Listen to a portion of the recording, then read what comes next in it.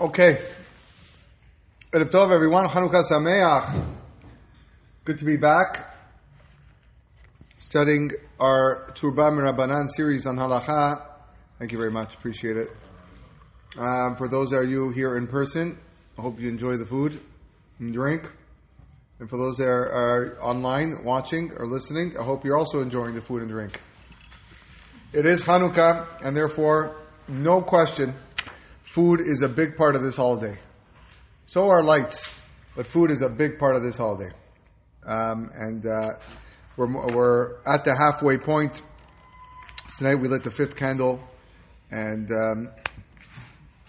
we're going to get Mirza Hashem to Zot Chanukah on Sunday night, the 8th night, one of the holiest nights of the year, according to many Chachamim, 8th night of Chanukah, but that's coming up. For those of you that are joining for the first time, we've started Volume 1 of this series, Turba Mirabanan. We've already finished Volume number 9. 9? Was it 9 or 8? Can't remember what it was. 8, sorry. We finished Volume 8, which was the first on the Orach Chaim section of Shulchan Aruch. And our group decided to go back to Volume 1 to learn a little bit something different about Yored De'ah. And last class, you can look at it on YouTube and watch it on YouTube. It's there. We spoke about Islam and Christianity and what their halachic status is. We came to a conclusion that according to most poskim, only Christianity is considered an Avodah Zarah today. And we're going to expand on that notion a little bit. And we're going to speak about the certain symbols that represent Christianity, Catholicism, such as the cross. We're going to look at topics of reading books that talk about, the history of these religions and various gods. You study history books and they talk about these gods. They're permitted to read that, and then we'll get into deriving some benefit from idolatry, concluding with songs, music. We are in the season of the holidays, the holiday season for the non-Jews, for Christmas. And that's something that is often asked about having enjoyment from the songs and playing the songs, listening to the songs, actively singing the songs. And what about even using these songs for our own tefillah? Just today, I was listening to a Chanukah mix on Spotify, and there was a medley called the Chanukah Carol Medley. Like a Christmas carols, the Chanukah Carol Medley. And what this guy did, he literally took Christmas tunes and put in Chanukah words. Is that something that is permitted? Or should we be contacting this guy and say, hey, take this down, this is halachically wrong? Okay, so I don't know if the Turba Mirabanan series is going to address that, but I will address it at the end. But if you're following with us, we're on page number 37. And the Shulchan Aruch begins on source number 16 with regards to items that might have a certain sign of Avodah Zarah on it, such as a cross. So he writes over here, Shulchan Aruch, Kol hatzlamim shel avodat kochavim animsaim bakfarim asurim. Any images of idolatry found in the villages are forbidden. Distama l'shem avodat kochavim na'asu, because we have to assume that these images were made for idolatry. But those that are found in cities, mutarim, are allowed. Devadai lenoi na'asu, because they stand for the sake of beauty. Unless they're at the entrance of the city. makel, or tzipor, or kadur, or sayaf, or atara v'tabat. And an image of a staff, or a bird, or a ball, or a sword, and a ring in its hand. Those are things that are not allowed. But in essence, what he's trying to say, the Shulchan Aruch, is that there was more religion in the smaller towns and villages. And therefore things that they did, or that they had, items that they had, were worshipped, and therefore those things are not allowed, versus that of the big city, which are more liberal and more modern. Therefore, unless it's standing at the entrance of the city, you can assume that they're not using these items for worship, and therefore permitted. This is still in play today, very much, where you go to small villages, and they practice religion a lot more than the big cities. The big city like the Toronto and Montreal are more liberal cities. Doesn't mean that people don't practice religion here, but they don't care for it as much. And any symbols that are around, might be just for decoration, and not necessarily are people actually bowing down to it. So that's the opinion of the Shulchan Aruch. So we're going to get to the coins. Yeah, we're going to get to the coins. Again, there's even crosses on coins, right? Those are things that we'll talk about. So Rama says, "Tzurot shemishtachavim lahem," the images that the idolaters bow down to, such as the cross, dinam kedin hatzelem ve'asurim belo bitul. They actually have a status of an idol and cannot be used or in any way unless nullified, unless you literally break it apart or do something to it where it no longer has any effect. Aval otan shetolin batzava lezikaron lo mikret tselem umutar.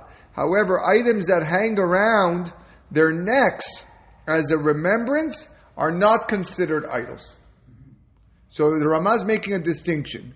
The cross in a church, okay, where people are actually bowing down to and praying towards, that actually has halachic status. You have to destroy that. If you want any use for that, for example, if you want to use the wood for something, you actually have to destroy it or whatever and nullify it. Versus that of a necklace, okay, that it's not used for idol worship. It's a lezikaron. The guy's Christian or the guy's Catholic, and he wears a cross. So in that situation, okay, it's mutar. Mutar for what? What does it mean? You're not going to wear it, okay? But I guess it doesn't have the status of an avodah zarah like a tzelim, and therefore you can have it lying around or whatever. The Shach, who was one of the commentaries on the Shulchan Aruch, he's a little bit more strict, and he says, we said, with regards to the ones that hang around the neck, it's only when we know that they didn't bow down to it. It can't be any worse than when you find an item with an image of idolatry on it, which we know that these vessels would be prohibited if they are of importance. Because since it's ways for people to normally worship this, we have to assume that maybe they worship the vessels. It's possible to say that all of these idolaters who are not steadfast in their worship, that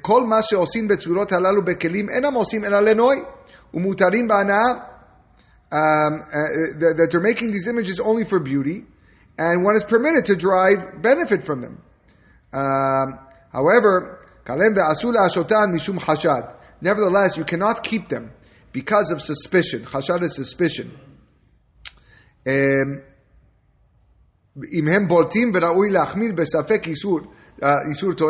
Especially if they're very noticeable. You can't keep these things because it is a uncertain Torah prohibition.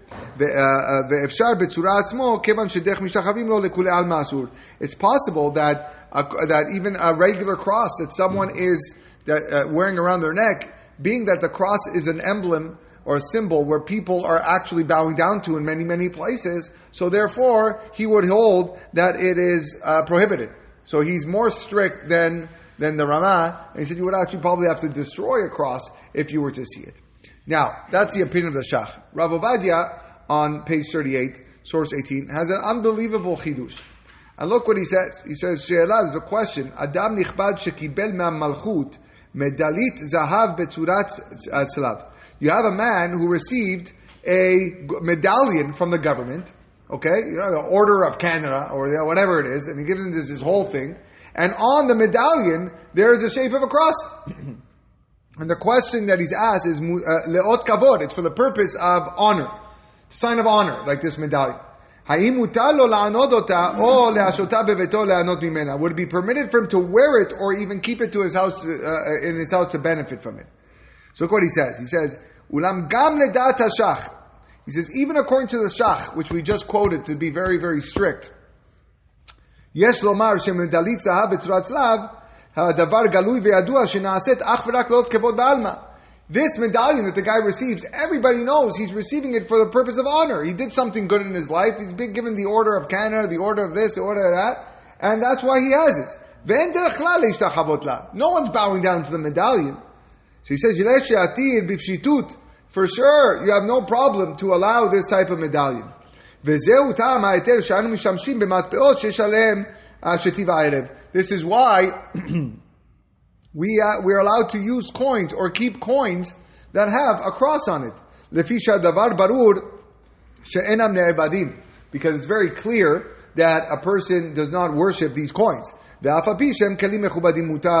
And even though they are important items, it would be allowed. And not only that, the great Rishon LeZion, Rabbi Yaakov Meir, Kibel Medalit Zahav Betzurat Tzelav, he received a golden medallion in the shape of a cross.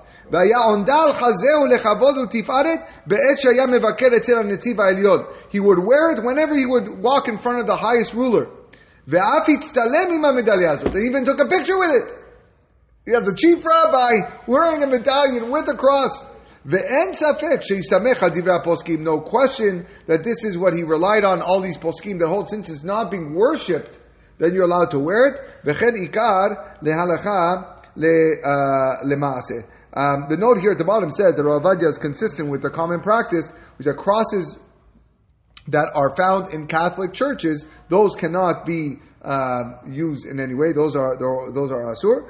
And he would even say that over here, some people, Rav Hershel Schachter quotes Rav Soloveitchik being very strict, that if he was sitting at a table at a restaurant that had the knife and fork and knife set up in a cross, I guess that's something that they used to do.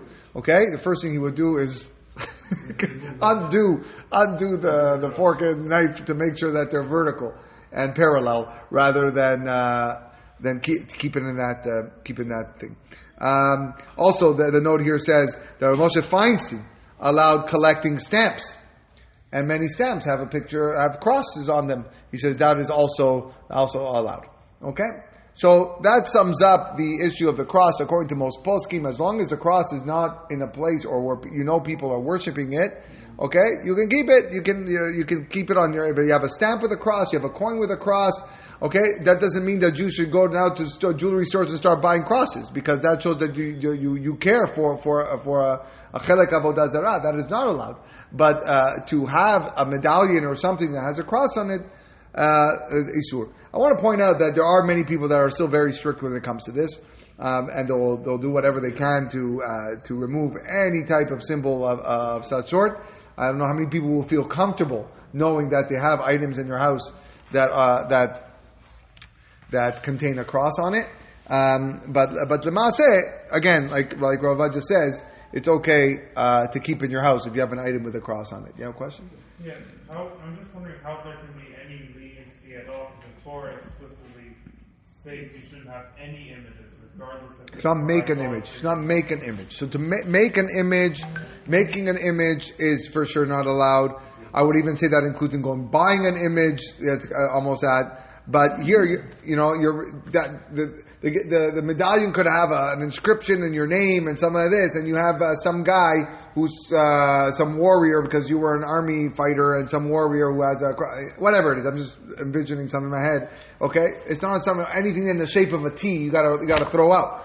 Right? That's, I think, the point that he's making. And even though it may have been engraved purposely, but the people that engraved it did not have any idolatrous thoughts when they did it. If they had idolatrous thoughts, then certainly that would be problematic. Okay. Good. Let's speak about some books, because everyone loves to read. And this is another big question, especially for history buffs. People that like reading about history, people that teach history.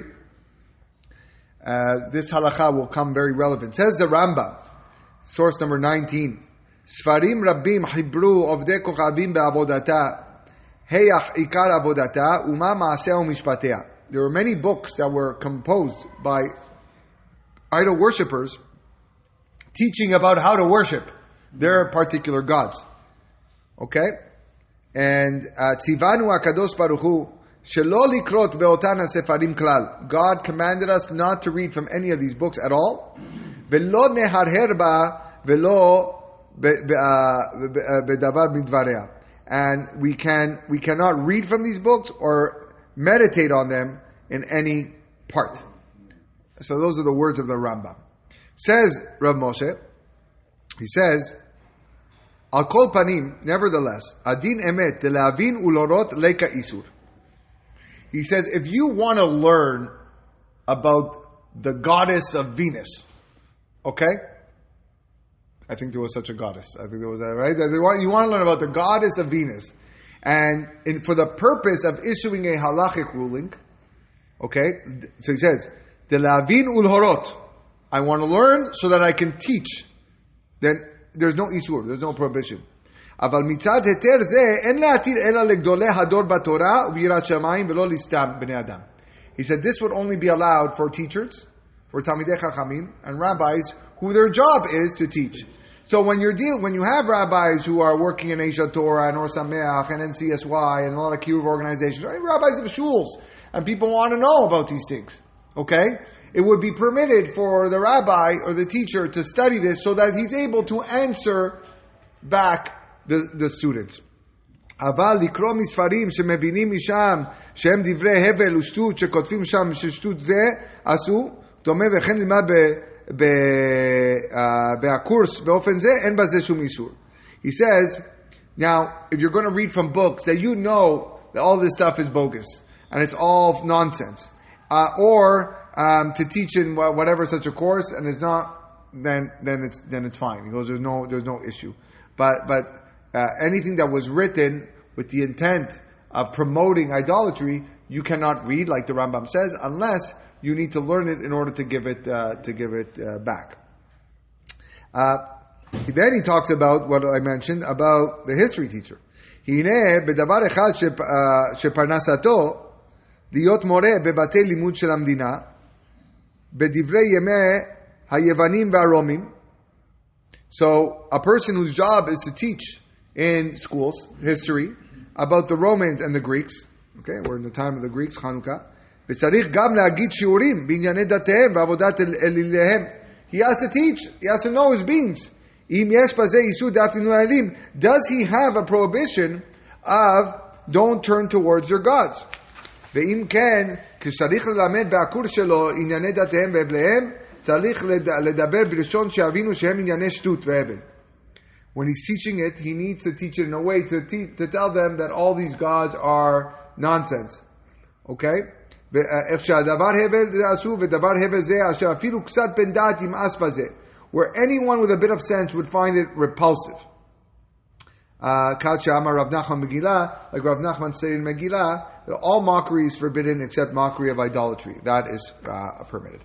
All right, so there you go. If you're a history teacher or you like this stuff, if it's for the purpose of teaching and telling other people that it's nonsense, then that is allowed. Otherwise, a person would not be allowed to read any of these books. You're not allowed to read any of these books about Roman gods and Greek gods. All that stuff would not be allowed. So if you want to teach about Jewish history, okay, Jewish history, and to do that, you have to talk about how the Romans worshipped certain gods, or how this emperor considered himself a god. That is permitted because you're teaching Jewish history, and for the sake of limud, it would be allowed. All right, good. Okay. Moving on, page 41, source 22. Deriving benefit from idolatry. So, כשם שהעבודות כוכבים אסורים בהנאה, just like it's prohibited to derive benefit from idolatry, כך כל ההנאות הבאות ממנה אסורות. Any derivatives of it is not allowed, אפילו אם שרפה. Even if the idol was burnt, asur la'anot bechalata ve'efra. You can't use the coals or the ashes. Avar mutar le'anot mishaleveta. But you are allowed to benefit from the flame. So why is this important? Let's see. Gemara tells us, Hamar Rabba Masechet Pesachim. Mina minala. Where do I know? The Tanya says the Braita Amar Rabbi Shimon ben Pazi Amar Rabbi Shua ben Levi Mishum bar kapara. Kol Umar'eh ve'reyach en bahem mishum me'ilah. That the sound of instruments in the Bet HaMikdash, the sight and the smell of the ketoret are not subject to misuse. Me'ilah is an avera where misusing holy objects. Okay? For example, if I declare that this Kleenex box is, or this cow, this cow is kadosh, is holy, I cannot make Chanukah dinner with this cow now. This cow has to go to the Bet HaMikdash. If I was to use it for any other purpose, it would be considered me'ilah. It would be considered misuse. I'm misusing something holy. So if I was to, what the Gemara is saying, that the sound of the instruments, okay, and the sight or the smell you cannot transgress me'ilah through it. However, me'ilah udeleika ha'isura ika, but there is an isur, a prohibition by rabbinic law. So why is this important? Let's look at the Gemara, Sechet Shabbat. Katav ha'me'alech tachat atzura v'tachat yuknayot. If regarding writing that is under a picture or graven images, asur likroto b'Shabbat. You're not allowed to read on Shabbat unless a person read business documents. V'diyukna atzma, but regarding the idolatrous image itself, af bechol asur leistakel ba. You're not even allowed to look at it. Mishum shneimar al tifnu el ha'elilim. Because the pasuk says, don't turn towards the gods. My Talmudah, what do we learn from here? Amar Rav Chanin, al tifnu el midatchem. Do not push God, al tefanu el, out of your mind. Don't push God out of your mind by looking at an avodah zarah. And that's why the Gemara Masechet Brachot says, Haya me'alech pasuk shel avodah zarah, nitzratzeh le'ariach al zechoteh. If someone walked into the marketplace of non-Jews and wanted to smell all the spices that they were burning or incense that they were burning for the sake of their gods, and you wanted to smell that and you were enjoying it, you are considered a sinner. You should not have had any intention to smell it. And that's what Shulchan Aruch says here. Asur, and this is going to lead us to the music. Asur lishmoa kelei shir shel avodat kochavim o leistakel benoi avodat kochavim. You're not allowed to hear music of idolatry or to gaze at the beauty of idolatry. Kevan shene'eneh bereiyah, because you're benefiting from the sight. Umiu davar shemikaven mutar. But if it's without intent, it's allowed. And the Shach codifies also you can't smell that of idolatry. Now, what does this?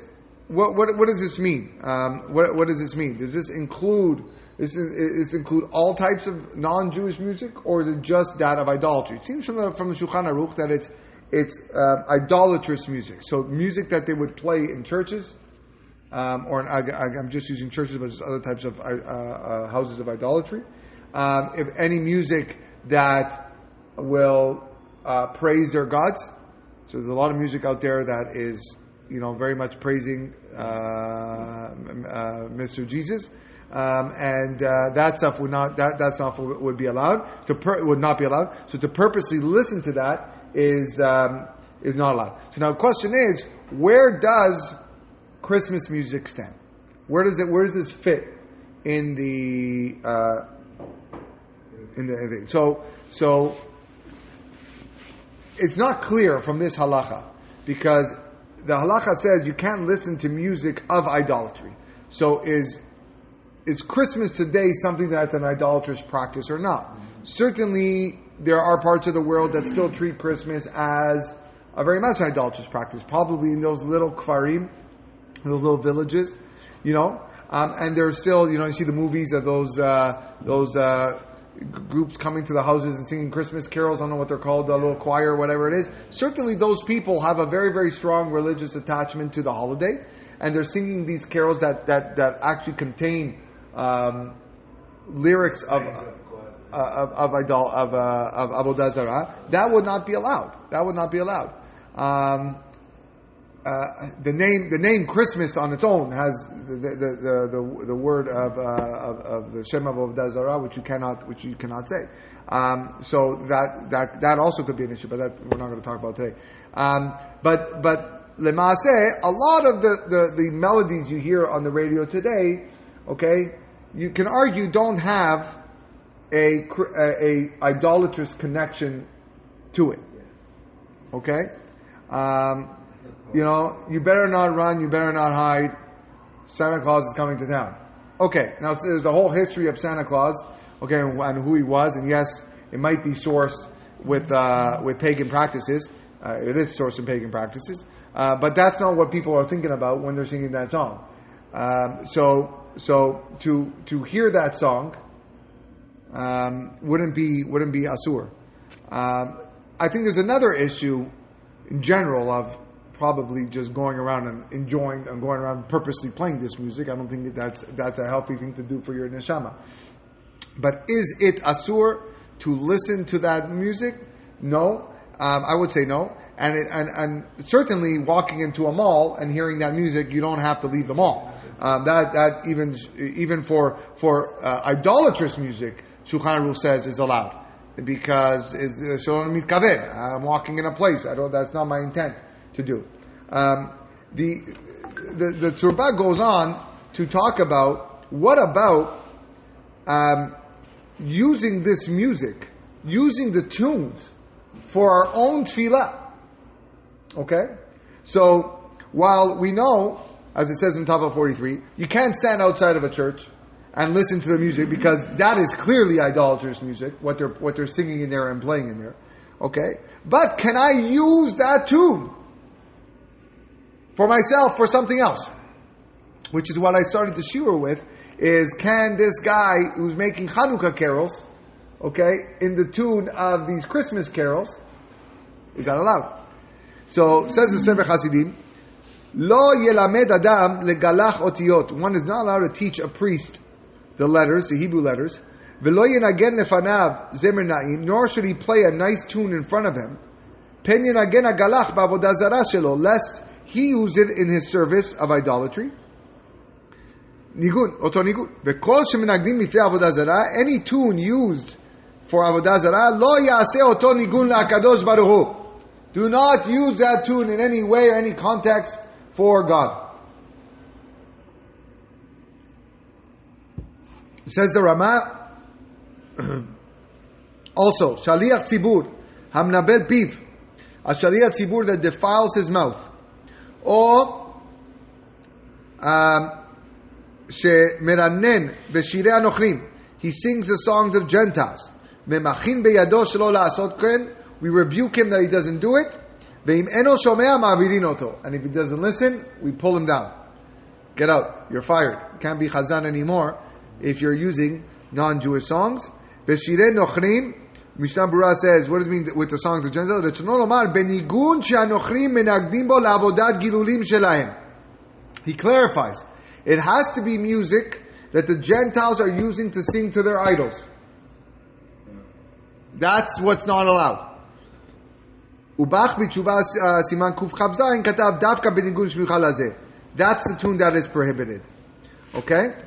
And the Bach is in 32. Ma shemezamrim bebate knesiyot benigunim shemezamrim bahem bebet tefilatam. All these tunes that are sung in synagogues that are taken from tunes of the idol worship homes. Nireh she'en oser ela davka beoto nigunim shemiuchadim la'avodat kochavim.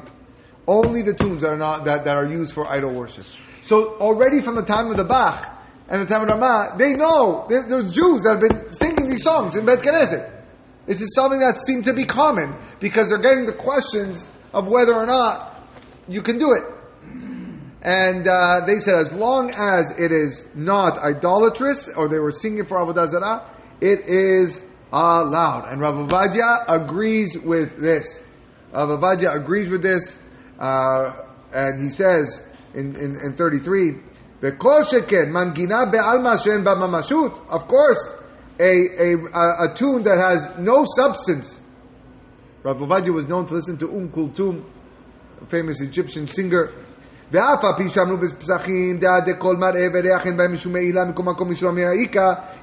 though the Gemara that we learned just a few minutes ago said that the sound of music is prohibited, he says, Hainu be'oto kol isur atzmo. That was only regarding the forbidden sound itself. But when you're transferring the tune to holiness, panim chadashot ba'u lekan. It has a new identity. Ve'en shum isur badavar. There's no issue whatsoever. כשהצליח ציבור עושה זאת מתוך כוונה טהורה, and now you have the Chazan, he has a tremendous כוונה, לשבח וזמר להשם יתברך הבוחר בשירי זמרה. Wow. It's as if the song didn't exist anymore. So what Rav Ovadia is saying is, if he's not here, so I can't clarify this. But he seems to be saying, a tune that was used for idol worship, okay, can be used. Arguing with the Rama and the Bach. Because they said only tunes that were idol worship. He says no. The moment you put it into different words in your tefillah, it has a new entity. Panim Hadashot. It's a tremendous chidush by Rav Ovadia in this case. Rav Moshe is a little bit more strict, and he says, "Hine hanigunim shemezamrim anotzim bevet tfilatam vaday asu leshomam." The tunes that are sung in the churches are definitely forbidden to listen to. Afa yede radio, paragraph or phonograph, by radio or phonograph. Not only the current tunes, even the older ones are not allowed.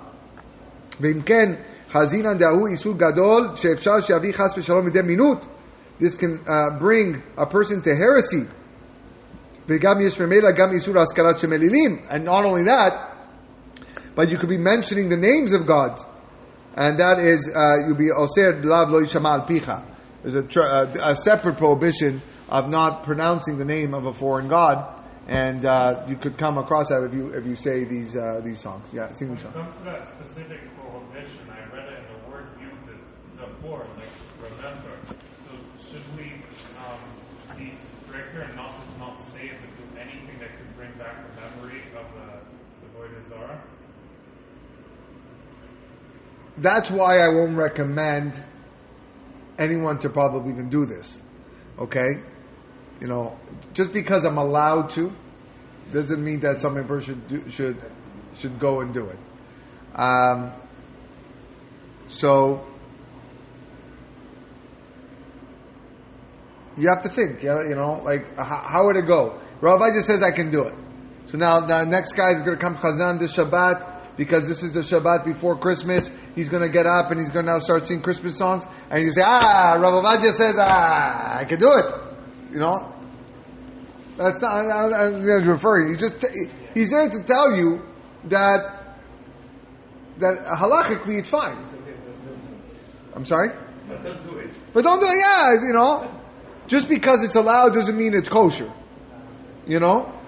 So that's a question you always have to ask yourself. And Baruch Hashem, you have. So now, what about that guy? What about that guy on Spotify who's playing Hanukkah carols? Halachically, he's fine. If you can argue that the Ashkenazim are a little bit more strict if that specific song and tune was a tune of Avodah Zarah. But Rav Ovadia for sure says no problem. He's not a problem, right? There are a lot of people that made their parnasa with similar things. The Maccabees. I want to clarify. The Maccabees didn't take songs of Avodah Zarah. They took non-Jewish songs. They took non-Jewish songs on the radio and transformed them into Jewish songs, especially for Hanukkah. That's how they became famous. Is taking songs like Latka Recipe. Right? One of their famous ones. They're actually in town, the Maccabees. They're in town, they're down south for Shabbat. They're coming to our school tomorrow for a concert. So, but yeah, they became famous. So, that for sure is not an issue. They're just taking non-Jewish music and taking the tune and putting Hebrew words on it. The issue is idolatrous music, but like we said, Rav Ovadia says it would be okay. So according to Ashkenazim, you shouldn't listen to most classical music. No, why? Because A lot of classical music is used specifically. If it's playing in a church, then yeah. For sure they are. Like 90% of it. No, how far you want to extend that? Because they sang Happy Birthday in the church, I can't sing Happy Birthday in the thing? Right? If it's something that is directed towards Avodah Zarah, then you know that's, But But it's saying, What if it's instrumental? Like- anything from I don't know. One comes to my head now, and I probably I'm only sharing it for the purpose of teaching, and that's why I'm allowed. But there's this song that is played now a lot, especially during this time of season, the time of year. Holy Night. Na, na, na, na. You just listen to those words, you know that's idolatrous. Like 100% that's idolatrous. You might not see it, but you can tell. Okay, that's an idolatrous song that they're clearly playing in the churches. That's just the words. What the one point is saying is even stuff that was used in the past, let's say in the church for the worship, for the service, or whatever. Like a lot of these. Yeah, he is more strict. He is more strict. Yes. Some music they're composing it for the purpose of using it in the church. If it was for the purpose of idolatry, then yes, that's what Moshe is saying. But it's like a thin line. I think most of it, a lot of these composers are like very religious people, especially back in the day, and they're making music, even if it's not fully for there. Most of the time, the stuff was that's where it was like publicized in the churches. So even though it's not explicit, you can't say, well, look, Silent Night, they're clearly talking about Jesus, so classical pieces don't have lyrics. So how do you know? Well, the stuff is used. A lot of the stuff it's just used in churches. Yeah. That's a problem according to that kind of theme. Uh, They play it frequently in churches. I don't know. I couldn't tell you. How do Ashkenazim listen to classical music according to Moshe? Well, again, you would have to know where that classical music stems from. If you want to be strict like Rav Moshe, then maybe you shouldn't be. But strictly classical music that is exactly purely Jean-Sébastien Bach is renowned for that. He had a requiem. Yeah. At no end and so. But generally the great ones like Beethoven and they don't have much of that.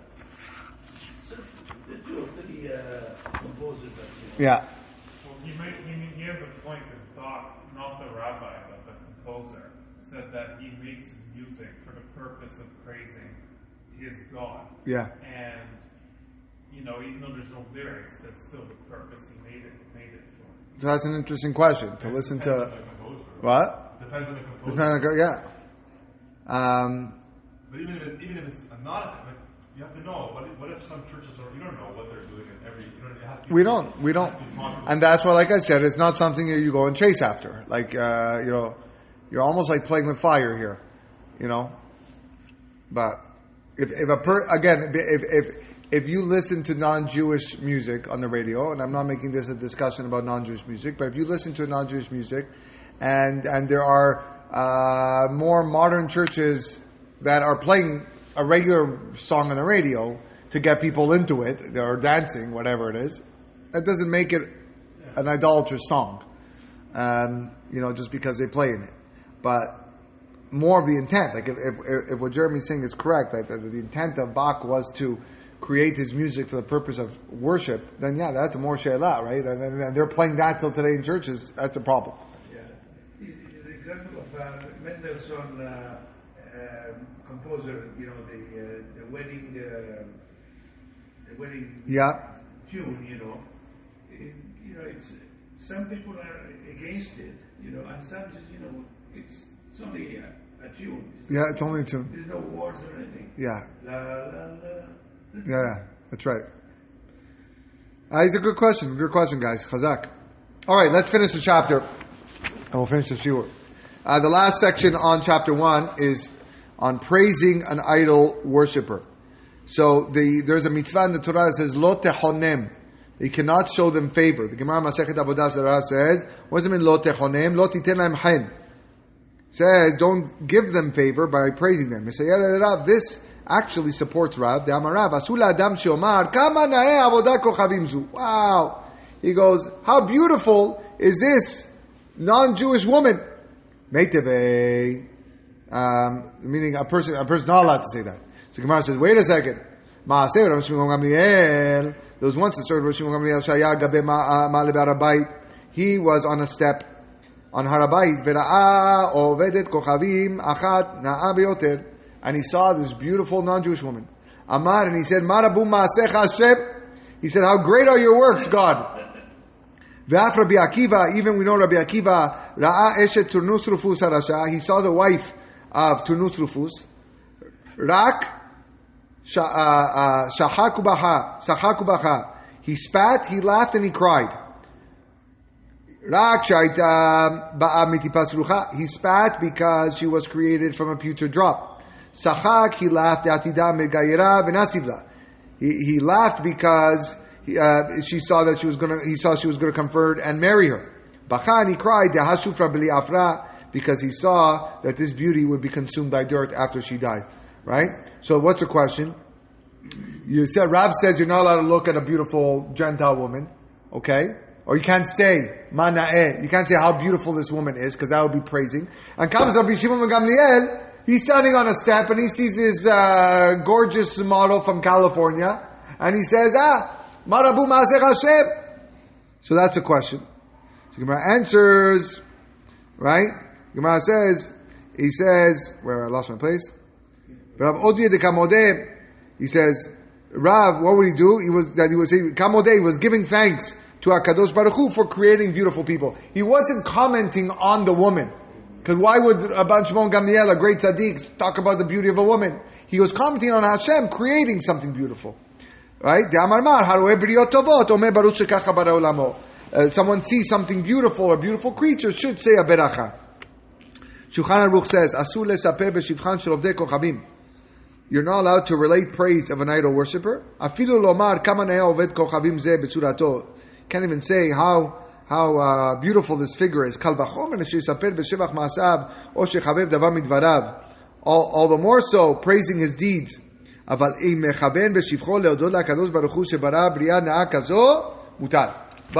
if you're saying it for the purpose to say, wow, Hashem, unbelievable, then it's allowed.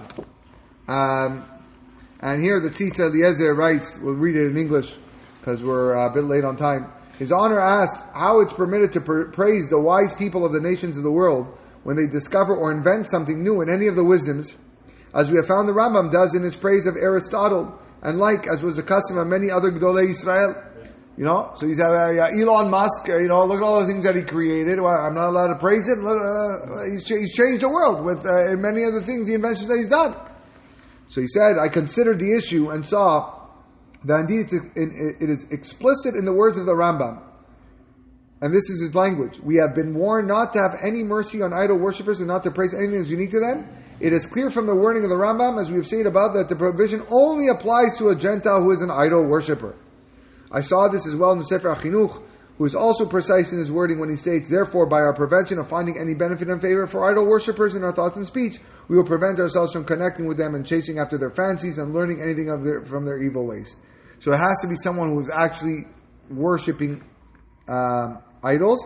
But the Shach says, no, anybody is included in this, and so did the Shulchan Aruch. Shulchan Aruch says the same thing. And the reason is, Chokhmat Adam, here in note 38, Asur lesaper b'shivchan lomar kama nea avodah zara, v'kal v'chomer lesaper b'sheva ma'asav v'chaved rachav. All the more so to praise one's deeds and endear his ways. Shekol zehu bichal lo techonem, lo titen lahem hen. Don't give them any favor, don't show them any favor. All of this is so that we don't come close to them and learn from their ways. And this is something to think about, because we do come across a lot of our of non-Jews in our lives. It doesn't mean a person cannot give them positive feedback. You have a worker who's non-Jewish. Tell me, good job. You did a good job on the project. That's fine. But if it comes to talk about, wow, unbelievable. These things come about. You talk about sports athletes, right? It's not just beauty, physical beauty, but sometimes it's physical physique. It's a big question on whether or not you can glorify a LeBron James and talk about his unbelievable, right? That if anything, this is very much what the Greeks wanted us to notice about them, was their physicality and the beauty of the body, and forcing the Jewish people to Hellenize and worship the body, and therefore when we go out and we speak praises and praises and praises about non-Jews and their ability to do all these wonderful, wonderful things, lo techonem. And like we said, it's a biblical prohibition, lo techonem. It's not a rabbinical thing. So why? Because You don't want too much kirva. You don't want too much closeness within one another. Okay, gentlemen, this concludes the first chapter of volume 1. We're at least I'm on a winter break now for the next little bit, but we'll continue when the new year starts. That's a new secular year. And speaking of a secular year, that is the first subject of chapter 2, is using the secular calendar. Okay, is that something that we should be using, or maybe we're not allowed to use the secular calendar? Maybe we've got to stick to 5786. You're going to have to wait and see for that one. So there you go. All right, good lead off for next time. Have a wonderful night.